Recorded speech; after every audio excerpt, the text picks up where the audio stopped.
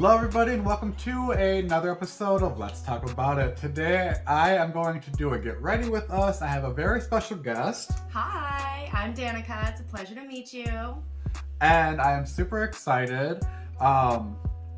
And we are just gonna get ready. We've been wanting to do a fun makeup video together. We are both really obsessed with makeup, so I am halfway done just because it takes me quite some time, as you guys know, with all my what do they call that, time lapses. So we are going to get right in. So welcome aboard.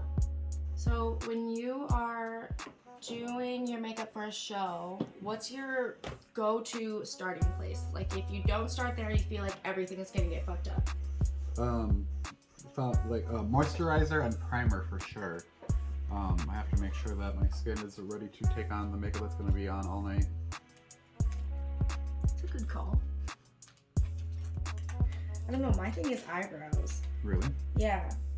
It's like I never really was the person who thought that I needed to put primer on my eyebrows, but I will put primer on my eyelid and all the remainder of my face. Really? But not my eyebrows. I just never thought about that in a way that it got brought into my routine. And so I do my eyebrows because if I do my eyeshadow first and then my eyebrows, I will fuck up and get eyebrow stuff onto my eyeshadow, and that bothers me.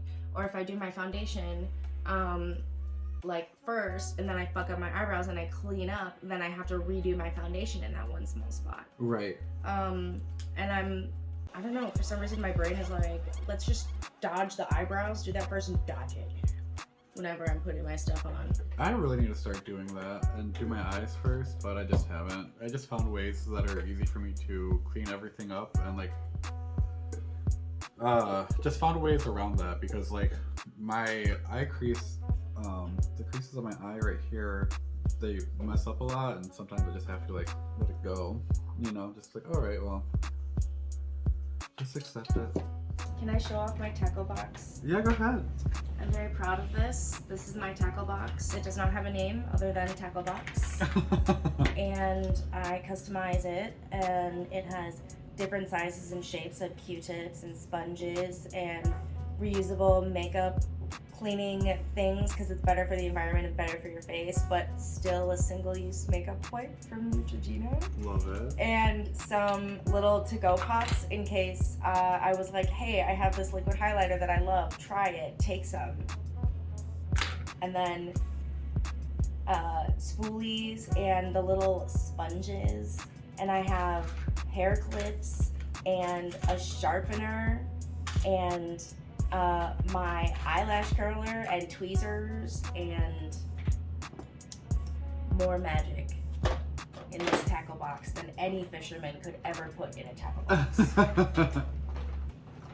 I love that. I feel like with makeup we have such a different sense of efficiency and how to do things, and that's one of the smaller things that nobody really talks about. And I love it so much. We all have different priorities because we're all doing it for different reasons. Oh, absolutely. So how old were you the first time that you started experimenting with makeup? It was, technically, when I was, I think, a freshman in high school, maybe a sophomore. A friend had a sleepover type of birthday party, whatever, and she wanted to put eyeliner on me, and so I let her put eyeliner on me, and I was like, this is really cool. It all started with some guy liner. Dig that. And that's how I found you. Yes. Do you want to I talk saw you about? doing drag. Yes. How did we meet? So how far in the story should I go? How I got to that bar? So in the winter of 2021, going on 2 years ago. I was on a few dating apps after a really rough breakup, and I met this fabulous human who happened to be a drag king. And I had never seen a drag king perform in real life, but I like drag and liked this person.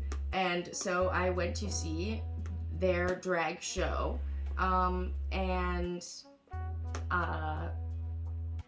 And then I started making friends in that club, and nothing happened with that person, except that they performed and we're now friends. But they brought me out to the specific bar, and I just made a lot of connections out there, and so I kept going, even though it's an hour from my house.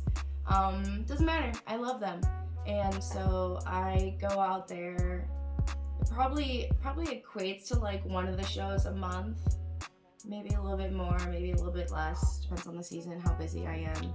Sometimes there was a few points like about a year ago during the pageant of 21 where I was going to almost all the shows. I was helping Chris, a drag king, with her makeup, and did that for a little bit, so I was going to a lot more shows then, but I haven't been able to go to all of them recently. But yeah, so I found Taco doing drag at another show. I don't know if you were even at that show that I went to the first time, but I obviously went to many more and saw you perform at many more and just admired you from afar. I was a little bit intimidated to talk to the drag queens my first 6 months there. Yeah, the drag queens we see on television are not that friendly, but I promise you we are in person. I would agree. One of my favorite things is sitting in the bar with a drink in my hand, watching you go crazy on the stage and screaming taco. Like, all of it lines up in such a beautiful, magical way. Your name is Taco. Like, that's amazing. I really set myself up for success with that one, huh? You really did. To be honest, I think like that was the thing that made me notice you initially, because yes, I was watching the performers, but I was kind of not there to see most of the people who I met. Like, I was there for Ree, and I was not expecting to like, I don't know. Of course I wanted to like watch the drag, but I was sort of slightly dissociated in like who was doing what, and like who each performer was. It was kind of just like I was watching people on a stage, right? Right. And just barely experiencing that. It was my first time there, you know what I mean? It's a lot of sensory experiences in one. Yes. Because the first show I went to was the Black Lights show. I think you did perform in that one. I did. The Black Light show. Ree's first Black Light show. The first one? Oh, yes, I do. Yes. It was almost 2 years ago. Correct, yep. It was in like February, March, somewhere in there. Maybe April. But it was like late winter, early spring. Yeah, I was like too socially overwhelmed to really like get a grip on the characters that were on stage. But I thought your name was great, and so I was like, Taco, that's great. And then whenever they said Taco was performing, I got all excited because your name was great. And then I like would watch, and I was astonished. I was really excited by like the show you put on. And like as a performer, I could see how fucking dedicated and focused you were, like laser focused. And that was really impressive to me. And so I had to like, I watched from afar for a while, and then after a couple of months, I would say, I started slowly coming up and like sharing some of my praise and stuff. But yeah, I absolutely adore your performances, and so I'm really excited to be here. Oh, thank you. I really appreciate that, because like you recognize the hard work that I put into it and all the versatility, because I don't want to be like the same like have like the same numbers because I've met queens who are like that, and I'm like, I don't like, I know not all of us are completely different. I totally get that. But I try to stand out and just do what I like as much as I can. And I like to remain as versatile as possible at all times. So the fact that you not only can recognize that, but also appreciate that makes me like, really validates what I'm doing, you know? So I really, really appreciate that. You have no idea. Of course. I think that like the only thing about you that is like you're an extremely consistent performer. Like it's not like in a like people know what to expect kind of way. So something that I really love about your performance is that you're extremely consistent but also entirely unexpected. So your performance quality, your creativity, the amount of like energy and effort and like the choreography and like the attention to detail, the like hair, the makeup, the outfits, all those things, that's consistent in terms of quality.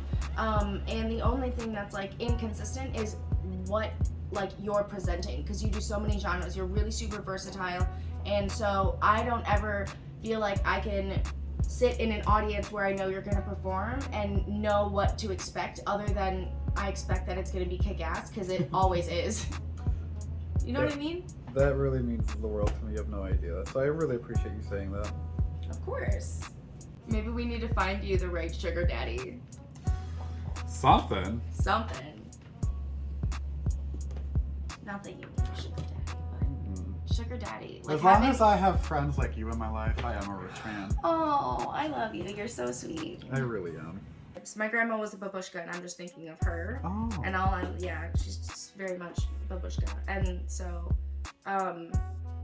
yeah, she was just adorable. She used to wear this little silk scarf to keep her hair in place when she was driving or doing stuff around the house, and she had styled her hair with her rollers or gone to the salon that day and needed it to stay fresh. It was really cute. That sounds adorable as fuck. Yeah. Yeah, I spent a lot of time with my grandma when I was younger. And she had wild style. She had this giant closet, a lot of jewelry, and bags, and fur coats, before it was really a major taboo issue. Like, this was the early 90s. I actually inherited some of her jewelry and some of her like clothes, and I have this one jacket that I love so much. It's from, I think, the late 70s or early 80s, and I inherited that, and I got it tailored, and I brought it with me to the family wedding I was just at, so my grandma could be with us. Oh, I love that. That's so sweet. She's not around anymore? No, she passed away when I was in like 8th grade or 7th grade, I think. But until then, I'd spent, you know, maybe a third of my time over there. Like, I was there pretty often. I didn't live there, but my mom would get overwhelmed with me and just ship me off over there, and they would let me be chaos monster in their house. Oh, I love that. Yeah. Yeah, my grandmother passed away when I was in my senior year in high school. It was like right around the time when all like the finals were. That's brutal timing. It really was, and it really hurt me a lot because she was like the only grandparent that I had, and I was like by far her favorite. So that her passing away was like probably in my life so far, it's the biggest mourning that I've ever gone through. Yeah, it's never like easy. No. And I still like sometimes cry about it. Yeah, you can be as ready as you think you could ever be for it, and then when it happens, your world is broken. It really was. You could have prepared for years, and doesn't matter. And that's sad. So if you are out there and you still have grandparents, please appreciate them. Or parents. Or parents too. If you have relatives, friends, anybody who you love and care about, let them know that you love and care about them. That's one of my like biggest things. I saw something, a friend of mine posted something really sad on Facebook that like really hit home and like really like messed me up. And ever since then, it, like even more so than what I was before, I just really find it very important to let everybody know that I appreciate them, you know? Yeah. That's very important for me. Yeah, I agree. I lost my mom about 2 years ago, and I planned her whole her internment and then also her memorial of life celebration like a year later. I had a really good time like getting back in touch with a lot of people from my family who like extended further away, and I don't really like get to see them or talk to them too often. But it's like moments like that, like funerals and weddings, those are the only time we really get to like get together and tell our people that we love them and see them and like either celebrate or mourn or whatever. But I learned in those moments that it's so important to take the time outside of those moments to reach out and continue those relationships and continue like being there for each other. Like if you stop putting in the effort in like your loved ones' lives, that will slip away and you can't control it. All you can do is continue to show them your love, and that's family, friends, like anybody, you know? Yeah, absolutely. Another thing that I like to talk about now, much more than I did previously, is you know, the legacy that we leave behind. And I want to ask you, how do you want to be celebrated when you pass away? Ooh, what a great question. I tell my friends all the time, like, I would like to be cremated, and if you guys are not roasting me at my literal roast, you guys are not my real friends. I love you so much. I love you so much. Continue, and then I have something to say. Okay. But for real though, I really want, like, I love laughing is one of my favorite things in this world, right? So I try to make a lot of people around me laugh as much as I can, and that's like it is very important for me to make a positive impact on this world because there is a lot of negativity out there. Amen. And I want to make sure that like I'm not forgotten. One of the things that I always tell people when they have family or anybody who they care about passed away is to just like tell stories about them all the time. Make sure that they don't verbally pass away, you know. Just always make sure to remember them, keep their stories going, their spirits alive. So I would love for people to make fun of me. I would love to have a roast at the bar that I perform at, but I'm not sure how many people would be into that. But I love comedy, I love laughing, so like that would be like my biggest thing. So I love that you said that. I've been sitting over here with a shit-eating grin on my face ever since you said that because I'm so excited. So I wanted so badly for my 30th birthday it to be a Comedy Central style roast of me. Oh my god! It didn't work out because of the pandemic and because that's when I had my mom's funeral, basically. It was like the day after my 30th birthday party, so it didn't work out. But I'm hoping that like maybe like 35 or something. I want to have like a full-on, all of my friends and family get like 6 months to prepare a roast and go at it. Burn me. I love that. I want to be scarred. Me too. I would love that. I want that so bad. So if this is you requesting me to roast you when you die, bitch, don't come for me. Give me material. Give me so much material. You will get as much material as you need. I love that getting so to much. know me personally, yes. If I were to try and create the illusion of a cut crease with my natural eye at its resting place without raising my eyebrows. So there's not like a lot of room there if I wanted to create that illusion. And so sometimes if I'm trying to get like a really blown out sort of look, I'll go all the way up to my eyebrow and then I'll use a tiny little brush and I'll clean that little space to create the illusion of a little space between the very top of that eyeshadow and where the bottom of where the eyebrow starts. Because I personally don't like the look of there not being a definitive brow highlight area. Yes. But that's just my personal, like, I got aesthetic image. I hear you. I feel like you don't know how to do makeup unless you know how to clean up a mistake. I agree. Like, that's when I started to really learn how, like, when I started fixing things is when I was like, okay, now I'm getting better at makeup because now I know, instead of worrying about making the mistakes that I make, I just know how to clean it up in case they happen. Yep. It's just part of the process. Oh, absolutely. So I do want to ask, what are some things about makeup that bother you? For instance, I'll let you think while I answer that question. Mm-hmm. So I want to hear your answers first. Absolutely. Something that bothers me about makeup is your contours are supposed to be a shadow, and a lot of people use like these like bronzing colors that are not cool tone. They don't create a shadow. They use like these like super warm tones.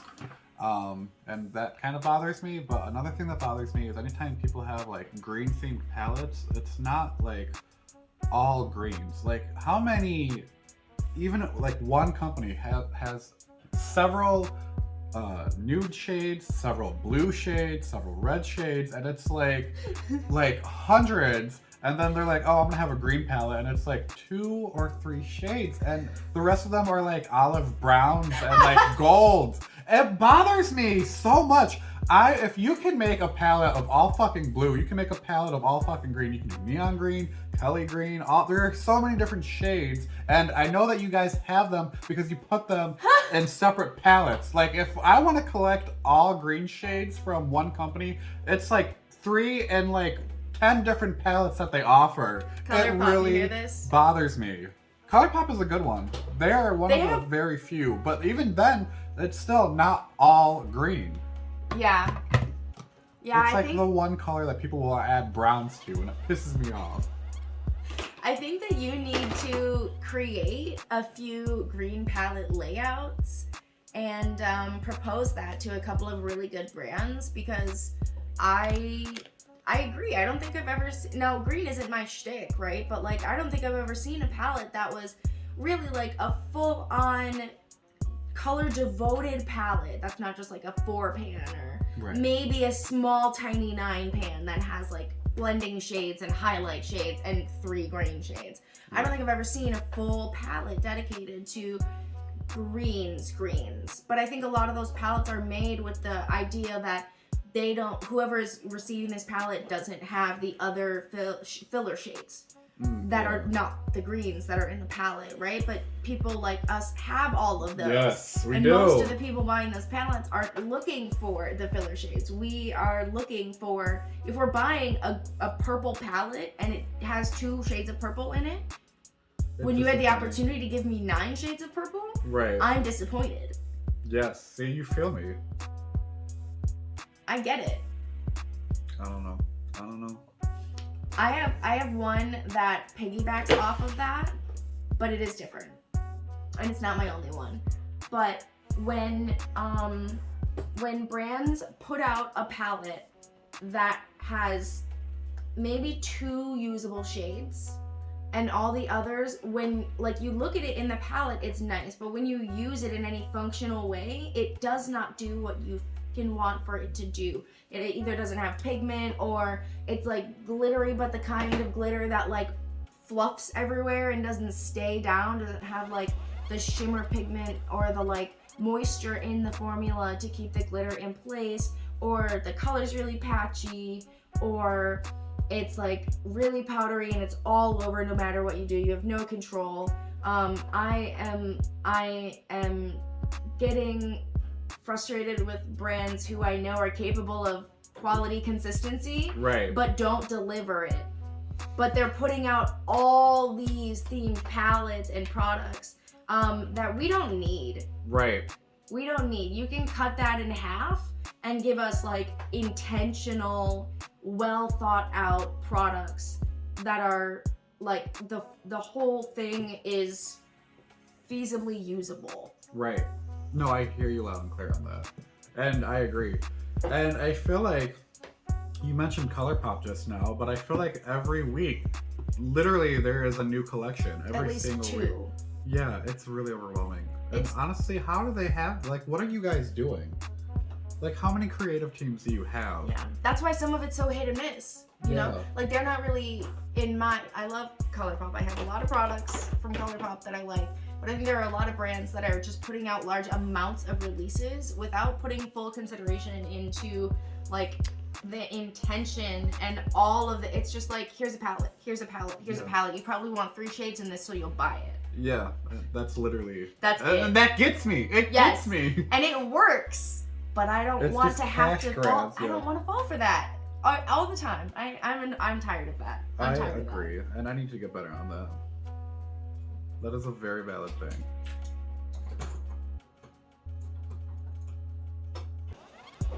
Oh, another one is another thing that really, really frustrates me is when people overline their lips in a way where you can see the natural ridge of their lip very far underneath the actual line, and they don't even have it blended in a way that looks natural. Just like Bratz doll lips without any like without any precision. Do you know what I mean? I do. It's like trying to look like you have lip filler, but it's really just bad. It's not great. It looks like someone just smeared all over. I feel like there's a lot of people who are like insecure about having smaller lips, but really if you just learn the placement of where to apply color to what, you can sort of trick the eye from focusing on the feature being small, if that's the concern. You don't have to make them bigger to make them feel proportional to your face in a way that's like cohesive and like doesn't look whack. I hear you. If you're really so stressed about it, honey, just go spend $600 and get a tube of filler. It's only $600. Mhm. Oh, I didn't even know that. Shit, I can Yeah, afford that. a whole a syringe of filler is about $600 at a lot of different dermatologists and plastic surgery clinics and stuff like that. Yeah, I have a friend who's a dancer who just got her lips done for $600, Nice. and they look nice too. Like they're pretty. No, I'm thinking about it. I'm just saying. What was the most embarrassing makeup mistake that you wore out and about and didn't know was like present until later on? You'll have to check when I first started wearing makeup to work, like really old photos, and how like I couldn't figure out how to soften anything. It's like everything was really extreme, and like I was wearing like bright purple, orange, and green eyeshadow to my job at the fast food company I used to work for. Balls. What about you? That's awesome.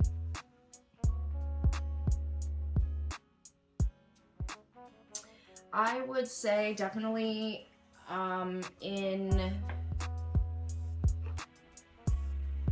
okay. The most notable one was when the KVD Lock-It Foundation came out, and I was even paler than I am now, which is hard to believe, but it's possible. And I got the lightest shade because everything else was too dark for me. Even the lightest shade on most other like foundation brands was too dark for me. So I got the lightest shade and I wore it out to the bar, and I had set it with powder. And so I looked like a total fucking ghost next to my friend who's really gorgeous. She's fucking gorgeous. And my makeup looked, it had potential had I not disgraced my face with the Kat Von D Lock-It fucking tattoo coverage foundation that was absolutely unnecessarily thick and pigmented. It was bad. I was embarrassed. The second you said lightest shade, I know they make a white shade. Did you grab the white? It's not the. It was. Oh, it was, see, that's no, what I thought the very, for a very second. beginning, they didn't have the white shade for like a year at least. In the very, very beginning when they launched it, they had the like super, super, super pale, but not quite white. It was kind of like this. Ah. It was like the albino Yeah. shade. You know what I mean? Yeah. But yeah, it was in fact too late. That's wild. I mean, I still can't match my foundation. Like, I definitely feel like my face is darker than my chest because, like, I'll find a foundation that matches my face. But, like, as you can see right here, there is definitely a shade difference. And what I've been doing for when I'm on stage, except for these videos, is I'll put some concealer, like the lightest concealer that I have, to blend this better. But, like, I stopped caring. So my solution to that was to color correct because I couldn't find any foundation that matched my tone well enough, and so I bought this. What? And I'm gonna leave you with some in one of those little containers for my tackle box because I'm always ready. Yes. But I mix this with my foundation just a little bit, and it takes away the orange because it's opposite on the color wheel. So this will contrast a little bit of this. So if you wanted to take whatever you're wearing there, add a little bit of this, and maybe even a little bit of like white to lighten it up just a little bit, and you can decrease the amount of orange in most like face-based products that you're putting on, which has driven me fucking crazy because I'm like very, very pale and have, I don't know what the tone is, I have very pink undertones. but like I need to put blue in everything because otherwise it is too orange for me. I find foundations on me look too yellow. Yeah. They don't make enough pink shade foundations, honestly. I agree. Because like have you ever heard somebody? Do you watch a lot of makeup videos? Yeah. Have you ever heard No. anybody say this foundation is too pink? No, you're correct, and I have not heard that because yeah. Maybe I need to like try pink tone foundations. I think everyone is like, I don't want pink because I have all this like rosacea or this redness that I'm trying to cover, so why would I just put pink more on my face? But maybe you're right. So as someone who performs with music and is dependent on the music that's being put out, are there any collabs that you want to hear to create a song that you think would be banging to perform to? Who's got the most potential in a mashup? I want to know your answer first, and then I will tell you mine. For your performance? No, like, do you have any artists that you want to see collab?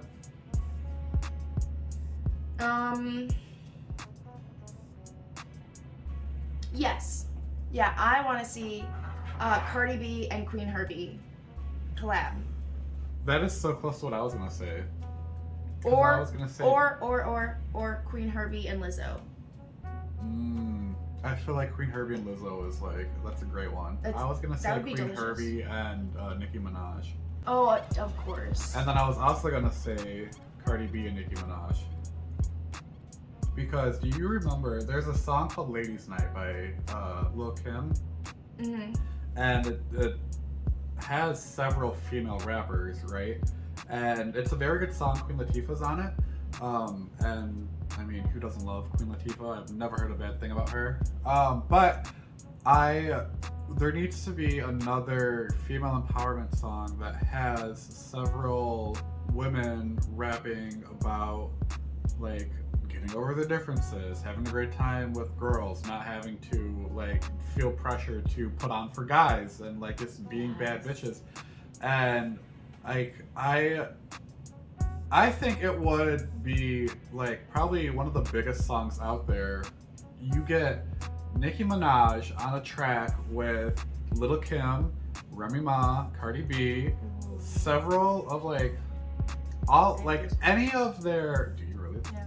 Any of like any controversials or like any like female rappers who have like fought in the past, make this like, you know what? We're all great female rappers. We can take over this industry if we come together. There's a place for every single female and male and non-binary and any type of performer on the stage if like we all come together to be inclusive. If Yes. we make it exclusive, that is when it is exclusive. Yes. We choose to allow it to be exclusive, and we can undo that. We totally We can. can And undo it's that. just all about apologizing, having a real ass conversation, and like figuring out what the differences are, figuring out where things went wrong, apologizing it, and not having any egos. Just being human. Yeah. And I think also there's a good chunk of it that like the public just wants to be all up in celebrities' business, and maybe they're actually friends and we don't fucking know. You know, like we are not privy to their actual real lives. We only get what, you know, TMZ and the tabloids are telling us and what we're seeing on Instagram. But we all should know by now that Instagram is not reality.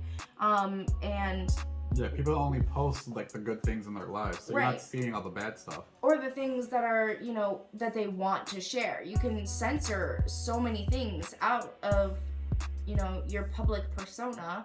And so, and also it's very commonplace for artists to have Aha! So guess what? The video stopped recording, and I am so sorry about that. Oops.